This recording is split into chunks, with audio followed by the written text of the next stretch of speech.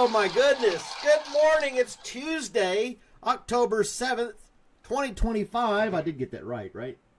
Yeah, I think it is October 7th. I can't tell. Anyway, today is National Taco Day. First day, Tuesday in October. Taco Tuesday. So, people, I'm going to have some tacos today. I like tacos. There's a nice little restaurant up the street. I'm going to definitely be taking part of that. There's some cool taco facts if anybody wants to hear about these things. Hey, Mel, how's it going? Today's National Taco Day. Woo! Yay, tacos. Do you like tacos hard shell? Or do you like them soft shell? Some people like soft tacos. Some people like crunchy tacos. I like both, honestly. I like both of them, honestly. I like either one's fine with me. Now, there are street tacos. This is what I may be totally wrong. Are typically soft shell tacos and are quite delicious. Then you get your traditional taco that you Americanized, I guess you would say, with a crunchy shell. I don't know if it's Americanized or not. But a lot of stuff, like when you go to a Mexican restaurant, it's mostly like Tex-Mex. It's not like authentic Mexican food. So you kind of, live in a lie. But, yeah. Random! Good morning, Random. Here's some cool facts about tacos. All right? Americans eat over 4.5 billion tacos each year. That's a lot of crunching going on there. The hard shell taco was made popular by Taco Bell in the 1950s. Imagine that, Taco Bell. That's crazy. 4.5 billion. That's a lot of damn tacos. And here's when it comes to world records regarding food, I'm not a fan. I think it's very wasteful. And what's another good word for it? It's just somebody showing off, at the expense of food. The Guinness World Record for the largest taco ever made stretched over 246 feet long and was filled with carnitas. That was done in Mexico in 2011. That's almost the length of a football field. What purpose does that serve other than you're proving that you can waste all that food? We waste enough food as a society. I don't want to be a Debbie Downer, but go off on these things like making this 246-foot taco. Did it get eaten? Did everybody eat it? I doubt it. I'm sure somebody ate some of it. But 246 feet? A football field's 300 feet. That's like a lot of damn taco. And then just ended up throwing it all away. That kind of disturbed me when I was waiting tables. Hey, Liz. Different restaurants and all the rules and regulations you have regarding food. You just have to... There's so much food thrown away. So much food thrown away. Breakfast tacos filled with eggs, potatoes, cheese, and other delicious items are a morning staple in the U.S. and Mexico. Breakfast tacos. I don't know. When I think of taco, I think you got some chips and salsa, things like that. I don't know these little wrapped up breakfast burritos. I don't know. I don't eat pork. A lot of them come with sausage in them, so I'm not going to eat those. But yeah, leftovers. How many Ziploc bags did it take to put that 246-foot leftover taco in the fridge? It's like, all right, break out your coolers. Everybody take a to-go plate. I mean, that's a lot of, put anything in front of you and you're eating it. What about liver and Brussels sprouts? It's two foods that I really don't care about. But yeah, but I like tacos. And I am going to go out and get tacos tonight. For the hell of it. It's Taco Tuesday and it's National Taco Day. So I got to, right? I got nothing else going on. What's to stop me? Unless the restaurant's like crowded and super packed, I'm not going to go in. But this one here doesn't seem to get that way. So it's like a nice little Mexican restaurant. Local type thing. If I clever Brussels sprouts. That's like, people, are you a picky eater? And I'm like, well, as long as you're not serving me liver, and Brussels sprouts. You like beef liver? As a kid, my friend's mom she's country all through and through, and she cooked anything and everything. They went hunting, they cleaned it, brought it home, she cooked it. She would cook anything and everything, good old boy style, I guess you could say. But she would cook up liver and onions, and they loved it.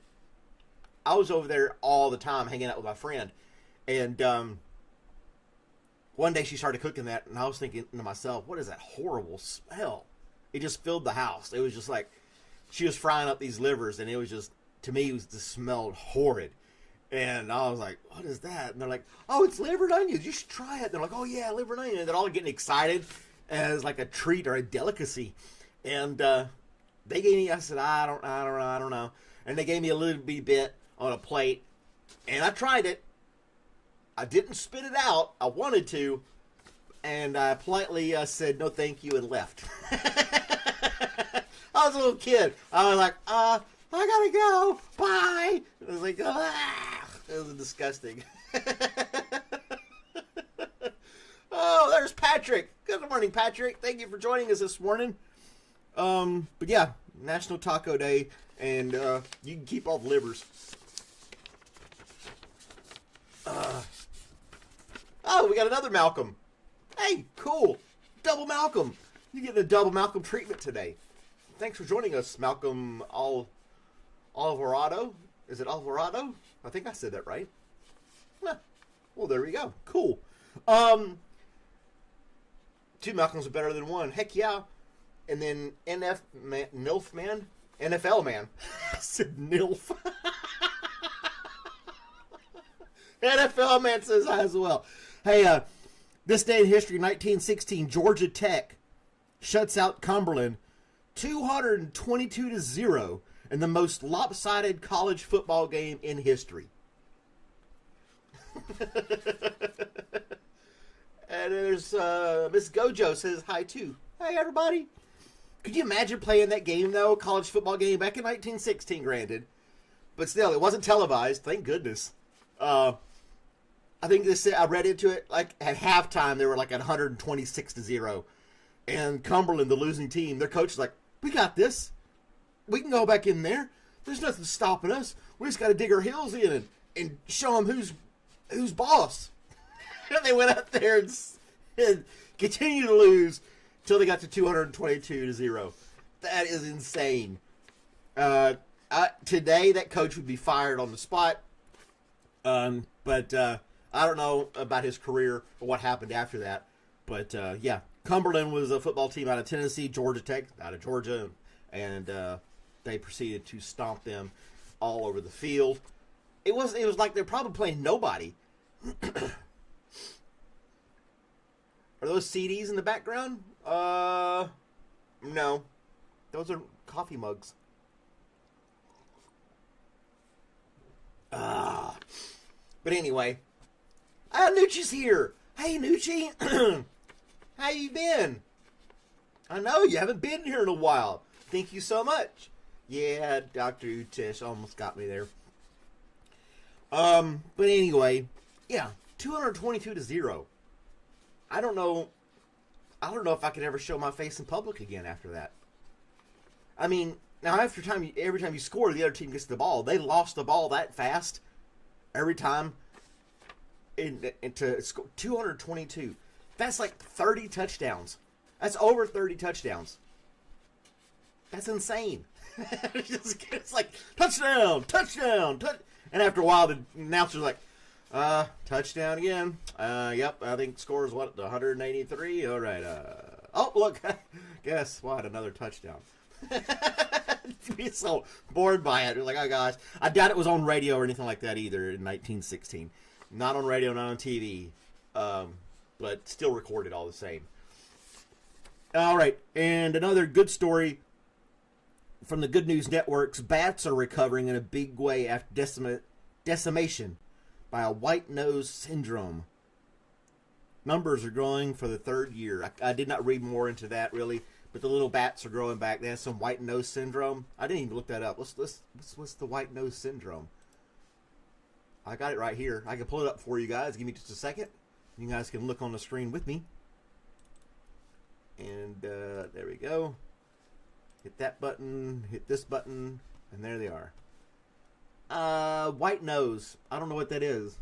Positive development for the maligned animal cave roosting bat populations in Wisconsin from a fungal epidemic. So there was a fungus among us, and it took them out for the most part, and now they're making a comeback. Little bats. I'm not a fan of bats. I don't want any harm towards them, but I would probably do my karate moves kind of like when you walk into a spider web, and you walk into a spider, you start doing this right here. That's probably what I'd be doing if I encountered a bat in real life. Get up! I don't know. I just probably like get away. It's like they're flying rats. I don't know. I just wouldn't want anything to do with them. That's for sure. More power to them. They eat bugs. That's great. They do that part. That's really good. I'm happy for that. But I don't know. If they get in your attic and stuff like that, get in your house, it's a mess. I don't think there are bats in Georgia, but not in this area. They're not super prevalent in this area that I'm in. So, but still in Wisconsin, they're making a comeback.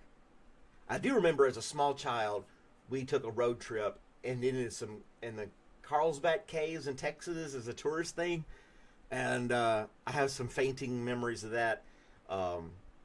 But there were bats in there too, and it was freaking me out. Maybe that's why I remember that. I live in Georgia. Yeah. Yeah. And then I think there's some, at the house I was at previous, there were some bats flying around, and Rachel wanted to put a bat house up. And I was like, and she bought one. I never got around to putting it up though. But she may put it up later. I don't know. She likes bats. She has stories where she would like catch them and play with them. I don't know. I understand that. Why anybody would want to do that? I'm not catching snakes, playing with them. Even as a kid, I didn't encounter bats and snakes much.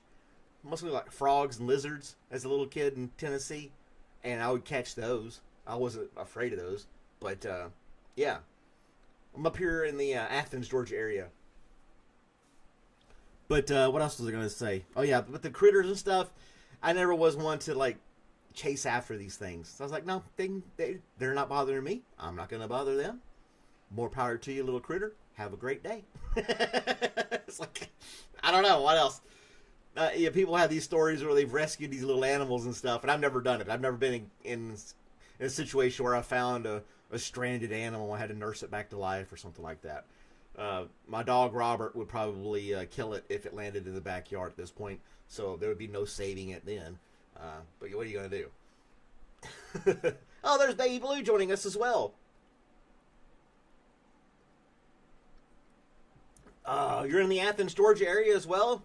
Two Malcolms in Athens, Georgia? This place is going to explode.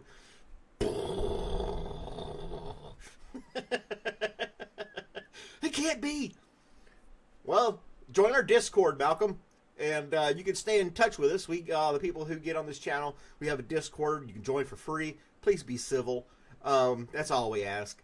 And you can stay in touch, find out what's going on, share stories with other people you met in chat, things like that.